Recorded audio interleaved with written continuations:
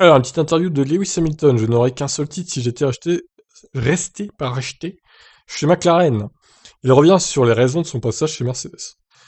Alors, effectivement, oui, il n'aurait eu qu'un titre à Hamilton vu l'échec de McLaren au niveau du moteur Honda notamment. Hamilton se souvient de la réflexion qui l'a poussé à quitter McLaren fin 2012. Outre un agacement certain face aux problèmes de fiabilité qui lui ont coûté cher cette année-là, il avait qu'il avait besoin d'un nouveau défi. J'étais avec McLaren depuis que j'avais 13 ans, donc ma famille et moi étions en sécurité. Là-bas, on s'occupait bien de moi, se souvient Hamilton dans une interview.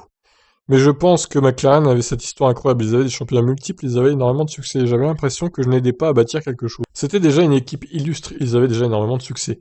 Ils avaient la plus grosse armoire à trophées, et je voulais aller quelque part où je pouvais aider, où je pouvais faire partie de la création de quelque chose. C'était le cas chez Mercedes, qui avait seulement disputé 3 saisons en Formule 1. Quand j'ai rejoint cette équipe, il y avait peu de trophées dans l'armoire. Elle commençait à progresser, elle était en pleine croissance et elle se construisait. Il y avait des gens qui arrivaient. Et je voulais aller quelque part pour voir si je pouvais utiliser tout ce que j'avais appris durant ces années, grâce au privilège d'avoir travaillé chez McLaren, d'appliquer ces choses dans une équipe qui n'avait pas de succès, pour qu'elle le rencontre. Mais quitter l'équipe qui venait de terminer la saison avec une des meilleures monoplaces pour rejoindre un team, certes en progression, était encore loin du compte, était un risque selon Hamilton. C'est sûr qu'il a eu des moments où je me disais, mon Dieu, je ne sais pas quand je vais gagner de nouveau.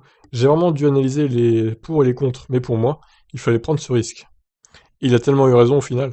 Senna disait, si vous ne tentez rien quand il y a un écart, vous n'êtes plus un pilote de course. Je pense que si vous ne prenez pas de risques dans la vie, vous ne progressez pas du tout. Ah, il a raison.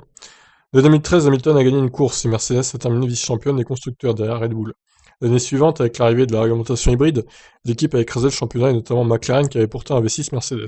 J'aurais pu rester là-bas avec le recul si j'étais resté, je n'aurais pas gagné d'autres championnats, je n'aurais qu'un seul titre de champion du monde après 14 années passées en F1. Quel gâchis ça aurait été, ouais, c'est clair. Bien qu'il soit aujourd'hui très proche de Toto Wolff, l'actuel directeur d'équipe, il a été recruté par Ross Brawn, qui dirigeait l'équipe auparavant, et Niki Loda, arrivé comme conseiller et objectif de recruter Hamilton. Les choses arrivent pour une raison.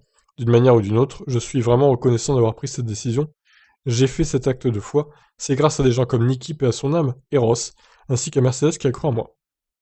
Alors, c'est bien Hamilton, mais est-ce que tu ne signerais pas ton contrat du coup pour remercier Mercedes de cette opportunité de t'avoir fait gagner 6 titres supplémentaires?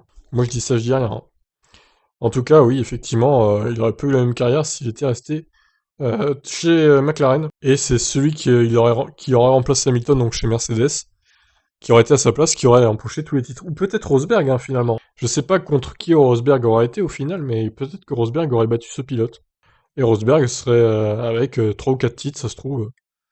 Alors, il serait peut-être pas barré de la Formule 1 du coup. Je ne sais pas, on refera pas l'histoire, mais ça aurait pu être un changement extrêmement important, c'est sûr. Je vous laisse réagir. Ciao.